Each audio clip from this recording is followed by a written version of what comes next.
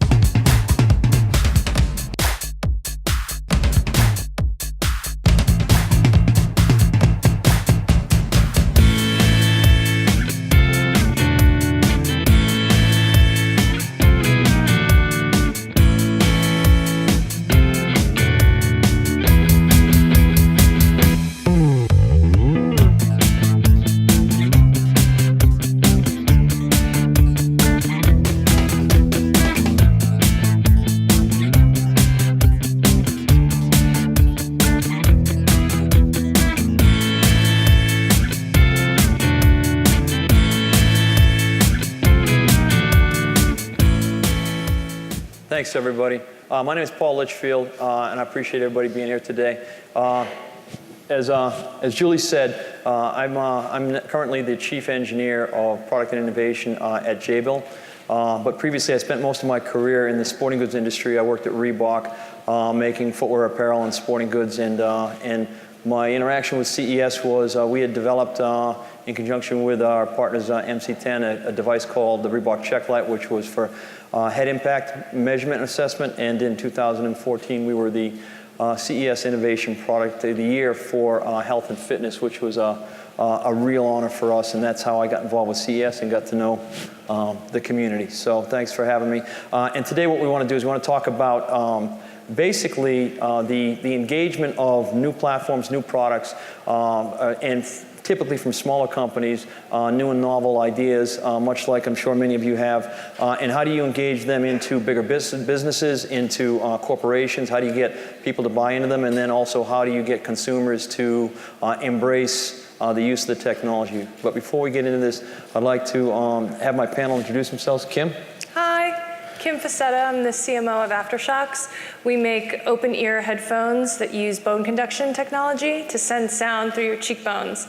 It leaves your ears open to hear your surroundings. It's a much more safe and comfortable alternative to traditional headphones. Jim? Hi everybody, Jim Kidd, Product Director for Humanscale. I focus on the sit-stand line in our Office IQ technology. We're about simplifying the experience for the user, and really if things are complicated, they're never going to be used. They're just going to be put aside and left, I don't know, maybe to just get dusty or dirty. And so our designs are really well thought out about how the user will experience it, and we want to transfer that into a seamless experience for the consumer. And we're in the furniture industry, but we're really an ergonomics company that is making people's lives more comfortable. Kevan?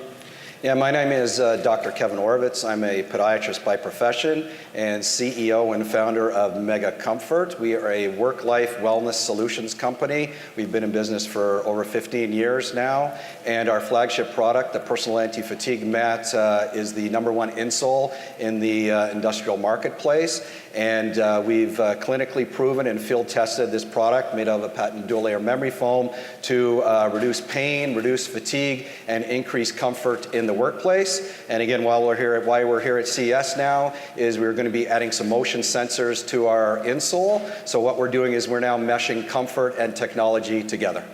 Cool, thanks guys. Thanks everyone. So to me this is pretty cool because this is a pretty eclectic mix of products and ideas. But the common kind of denominator is that these are products that add value in functionality that benefit the user in being a more engaged, more active, a more healthy person. And so they're also kind of unique products, like many of the fitness products, many of the wearables, many of the things we're doing. So I think what I'd like to open up with to the panel is in this arena of selling ideas to the companies, in selling it to the user and all that. Can you guys kind of jump in and give us both your experiences, and then also how do you engage people in selling them, selling the companies, selling the businesses, selling the consumers, the high-end, high-value product, the functionality that's going to provide them a longer-term benefit, but maybe not necessarily an immediate apparent benefit?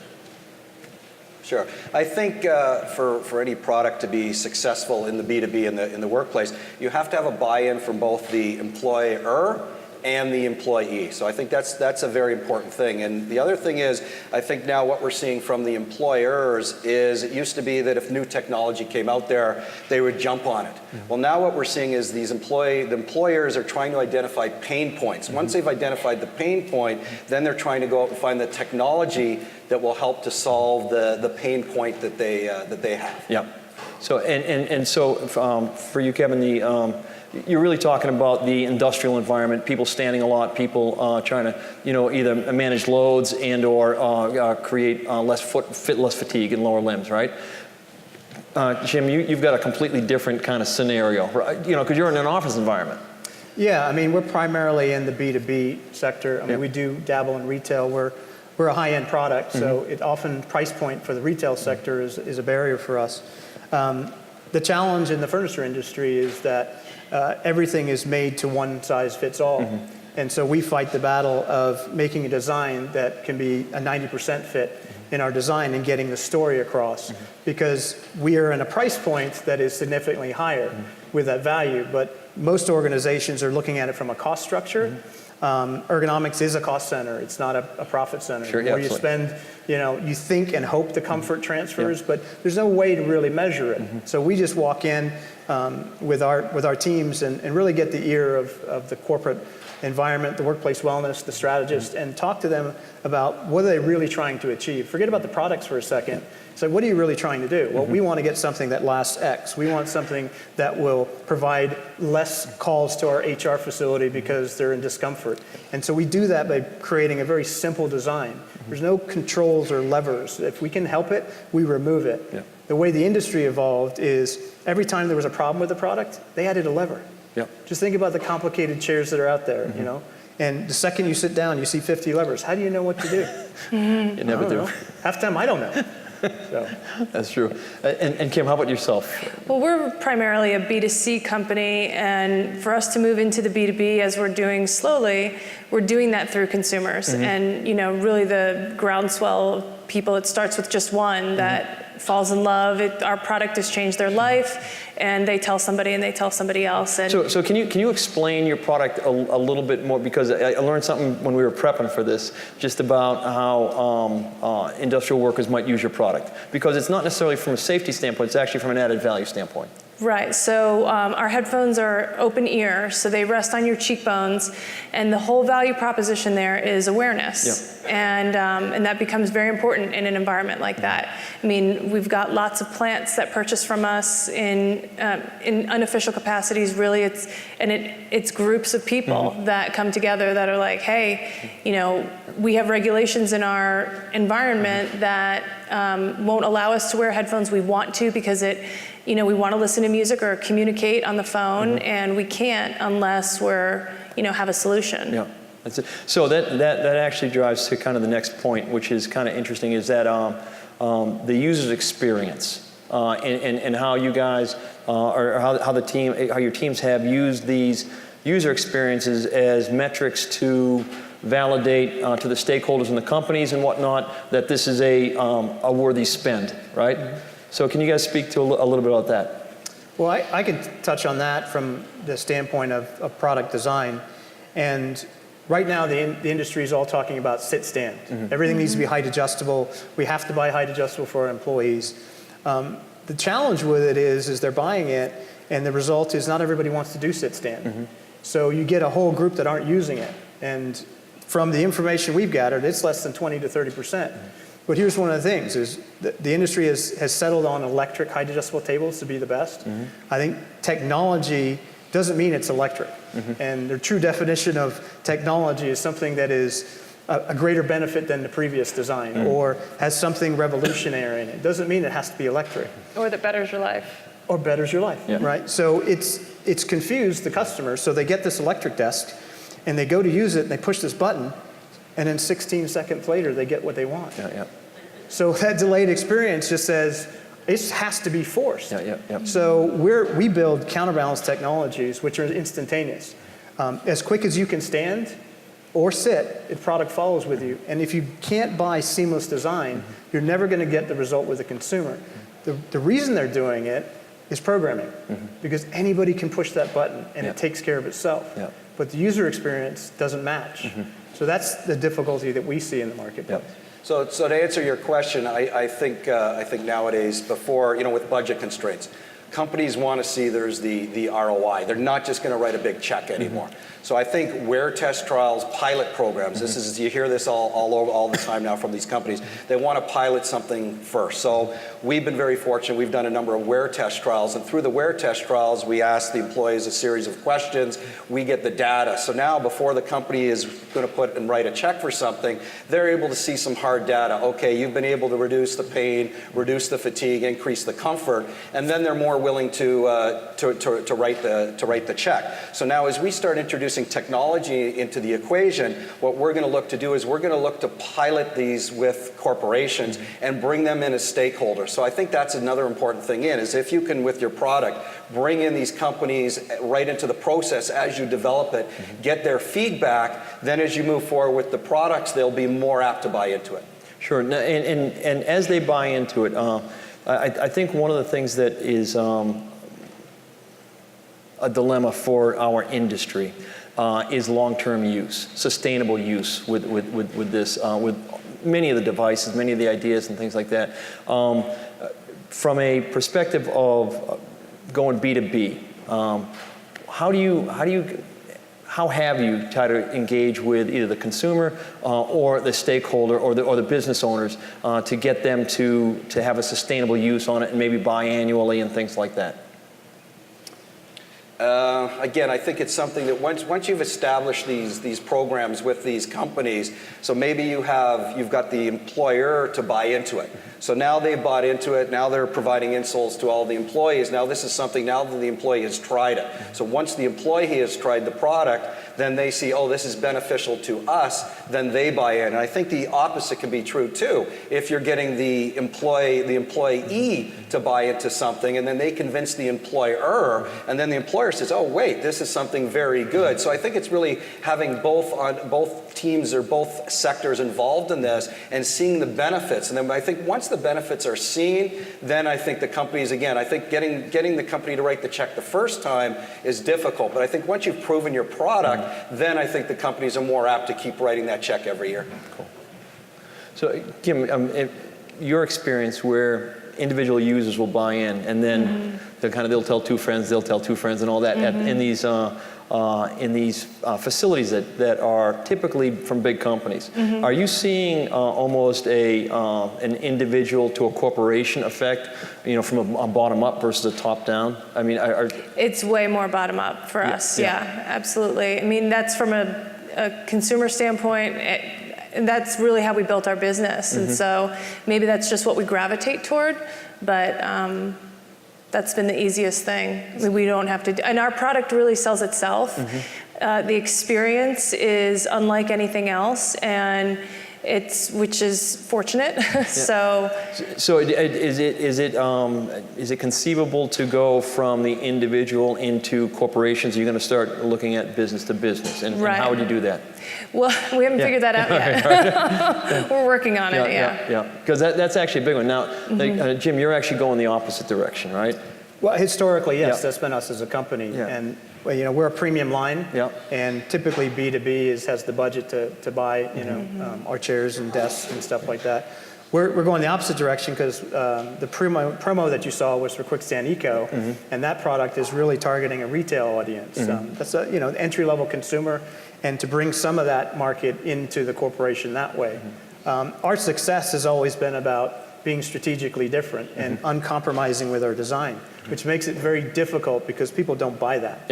What people buy is what they know, right? And that's why the whole industry kind of went to this electric product, because that's what they know. It was seamless, it was easy to buy, and anybody can push a button. But we've got to come in and tell our story, say, how long does it take you to stand?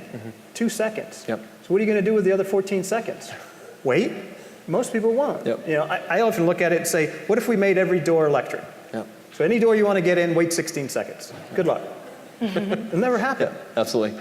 But, and I think that actually goes to the crux of some of the challenges that we face, that I'm sure many of you face, is that the fact that innovation is a great keyword, right? Innovation means disruption. Right. And it means breaking from the norm. And people don't like to do that very often. So I think that the challenge of bringing it in, and Kevin, you had some interesting experiences getting people to actually, I mean, it's a sock liner. And respectfully, we're from the same environment. It's a sock liner. People kind of discard that. The notion of the added value and the sustainability, the wear testing effect and all that, I think that's a pretty important characteristic to everything, to getting critical mass to your use, huh? Absolutely. So I think just to take a step back, is again, we come from that same, where again, we were a B2B company, so we've sold our product into corporations. Now, as we add the technology, we're looking to bring it into the consumer space a little bit. So the idea was that we identified there was a need, there was a pain point in the industrial sector for people standing all day in the workplace. Now, as we add the technological component to this, so when somebody is managing or trying to track their step count or how they're walking, this way here they can have the insole in their work boots at work, but also have it maybe in their running shoes, in their casual shoes, and be able to track their steps 24/7. So that's sort of how our evolution is, going from B2B to B2C. But to answer your follow-up question there, the effect is of having this data, as you said, I think that's another important thing. We're getting asked all the time now. It used to be when you're trying to sell products to companies, you would sell products, you would sell commodities to them. What companies are now looking for is full solutions. So they're looking for that full solution to actually part of head to toe, full body, trying to solve some pain points.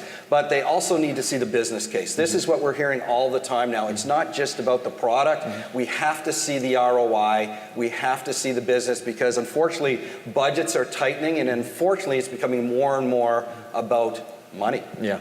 So, and with that, again, we talked earlier about this transition from these ideas that we have into the launch, which typically, hopefully, knock on wood, goes well, right? And then there is the challenge of repeating that and growing the business, and the challenge of perhaps evolving, making less expensive your product. And so if you've done that, can you guys talk to how you've kind of addressed that so that you kept the important and primary aspects of your functionality without becoming cheap?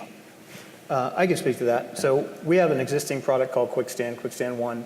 Brought it to market, geared toward the commercial customer, so B2B. And we did research to see what the price point was, and everything said that some retail customers would buy it.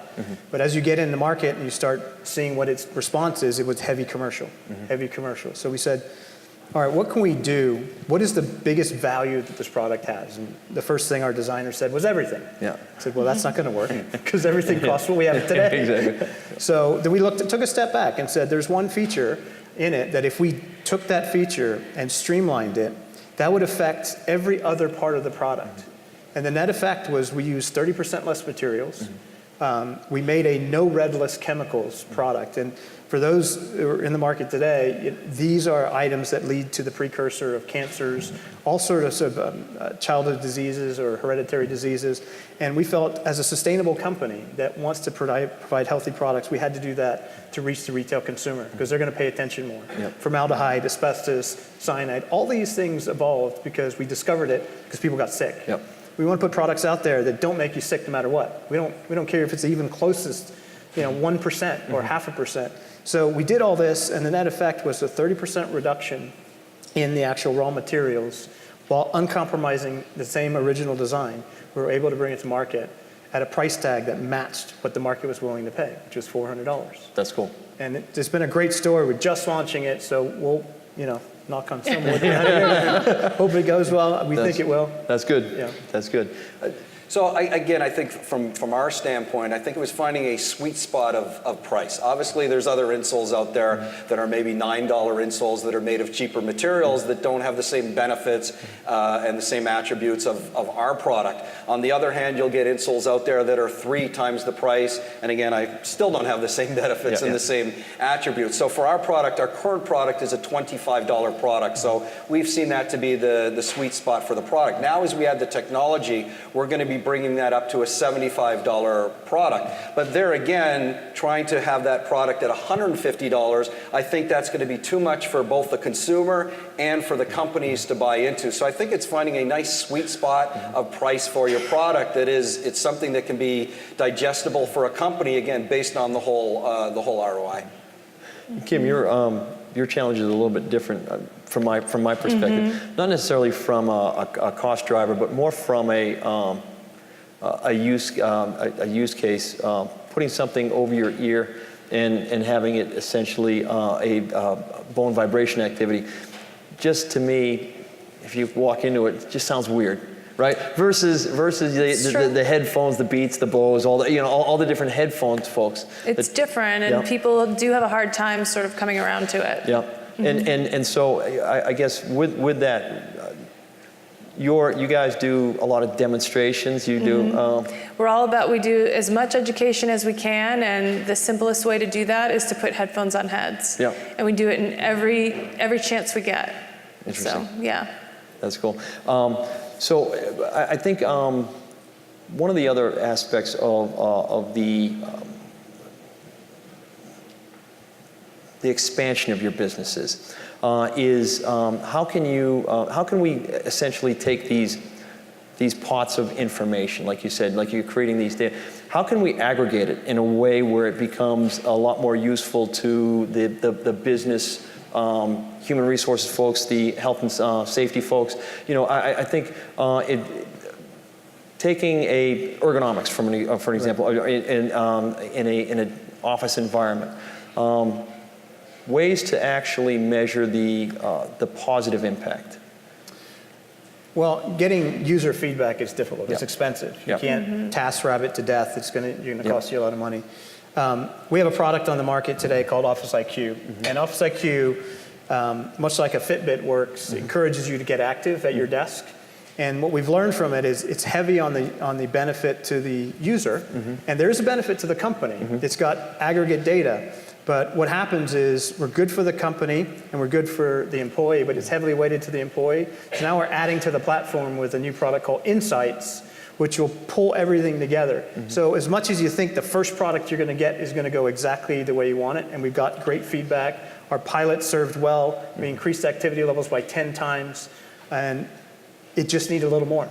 So now we add to the platform. So what you would originally come to market with, you may have to adapt, and you may have a different story that you learned or a building of the story. And if you have the wherewithal to keep fighting and don't compromise your design, it will get it right. And because if you don't have a strategic benefit, then don't build a product. Right. That's true. So what we're going to be doing with our insoles, so the idea is it will be taking and giving an accurate step count. So this will now be tied into, there's corporate health and wellness programs, there's platforms out there. We'll have a light version of one. But what becomes an issue, that's probably a topic, or maybe it's a topic today or a topic for another time, is really the whole thing when it comes to data is privacy. So there again, you now have individuals' data about how they're walking, how they're standing, how long they're doing this, how long they're doing that. And the question becomes, is the company getting access to this data, and what is the company doing with that data? So I think that what we're going to try and do to get around that is that the actual data is not going to go to the company, but what's going to happen is the individual will get so many stars or so many things based upon step count, hydration and things, and then there will be a total aggregate score. So the only thing the company will see is they will see the aggregate score versus the actual data, because I think that's going to be an issue moving forward when you start to have these wearables in the workplace, is what's happening with that data? Who has access to that data? Who owns the data? Is it the individual own the data, or is it the company that owns the data? So I think that's going to be a big thing moving forward, is what happens with this data. Absolutely. Sure. So I'm going to put you guys on the spot just for a second, because we've got 3 separate platforms, to me, and I think this is part of the whole community to a certain extent, taking all of this, all these added values, and each one kind of pure and pristine unto itself, right? But when you put them all together, you can get a pretty distracted employee, let's say, right? All these different things. So I think from a user standpoint, can you guys speak a little bit to kind of the elegance of your product, the invisibility of your product when people are actually using, engaging in it, and yet the benefits are more of an outcome in the use? Well, I would argue that we are the opposite of a distraction, in a sense that we're providing a value that allows you to stay tuned in to both your environment and, it's really a multitasking tool. I guess it depends on the person, of course, but that's what I would say there. To build on what Kim said, it's really about the user experience has to be simple and purposeful. It also has to be seamless. And, seamless is not having 20 buttons to press or 5 click-through scenarios. Seamless is that as I go through my day, I don't realize I'm using it. The best designs remove that difficulty. That's a great point. And it's really hard to do. You have to be uncompromising, because that costs money. So you have to strategically be able to say that, because the easy way to design something is when somebody tells you a problem, add a lever. And then you charge the customer, so you actually make more money.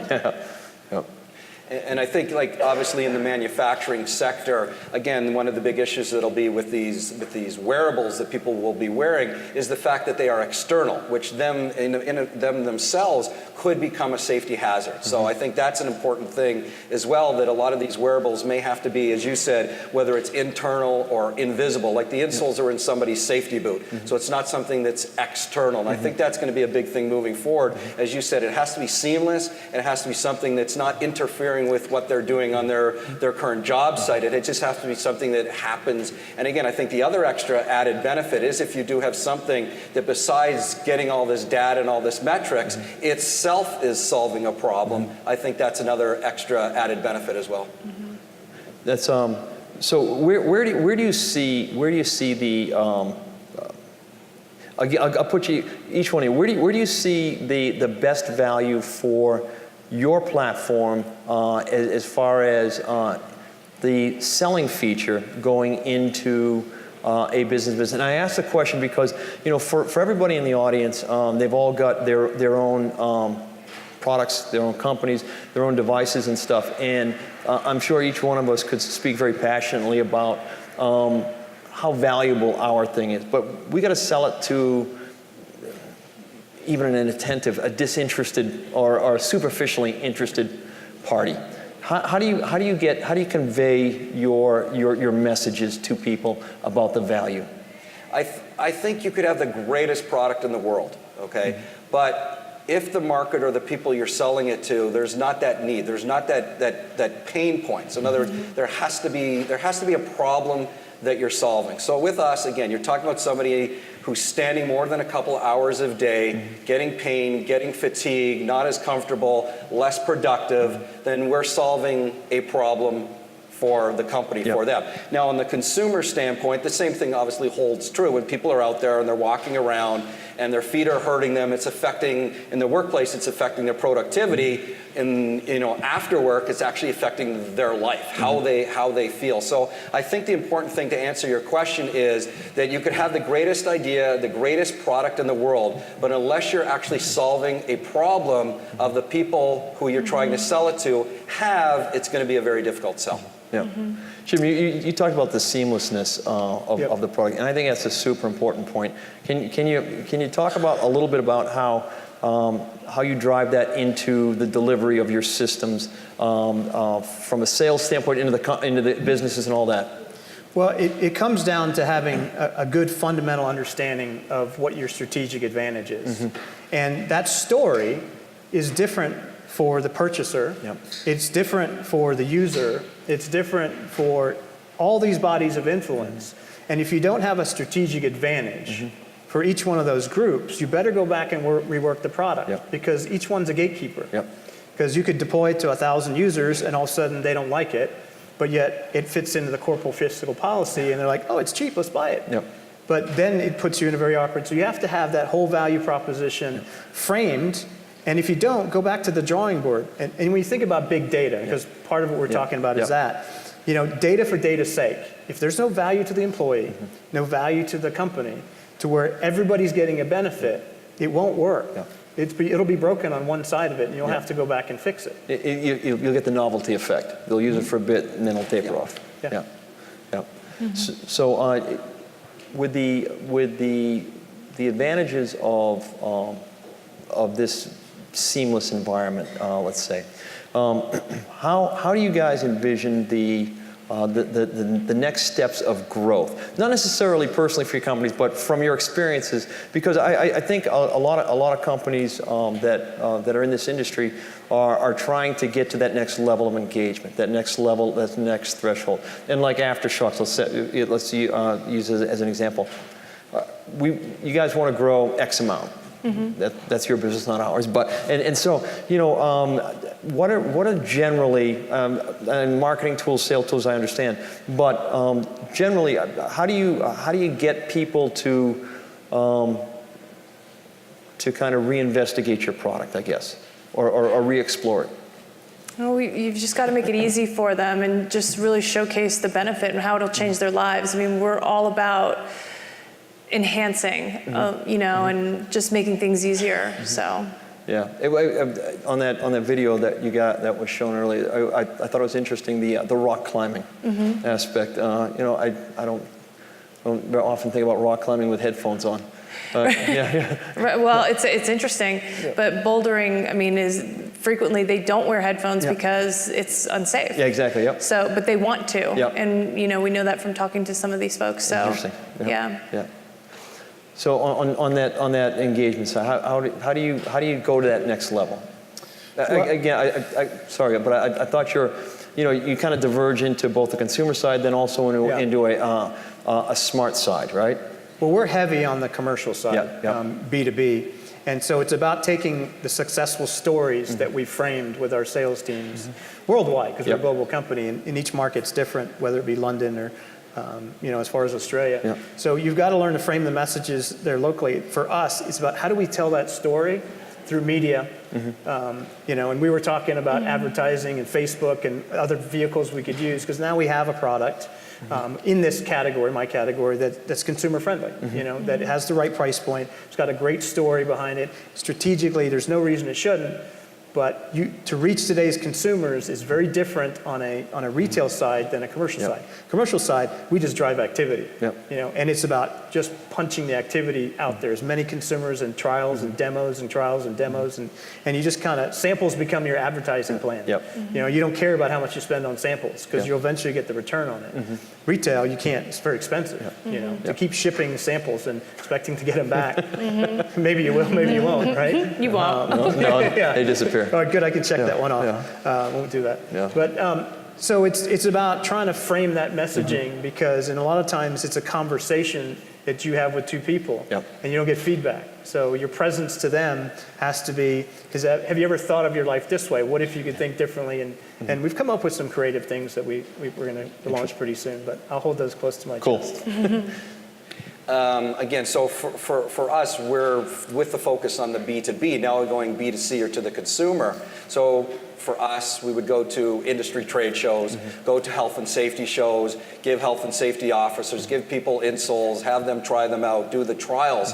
And they've bought into it. But what's going to be the challenge for us is we have the 15 years, we have the story, we have the history in the B2B, the industrial market, is now trying to take that history, and as you said, trying to get that to the consumer, the individual. And it's very, very difficult nowadays. There's so much noise out there. So how do you get that message across to the individual? A lot of it seems to be, obviously, is through the use of social media. So I got to the booth today, and the first thing I did is I knew I had to do it. I had to do Facebook Live. Now, how many people were actually watching me on Facebook Live? I don't know, but I knew I had to do Facebook Live. So things are changing now. So trying to get to that consumer market when you're a B2B focus is a challenge.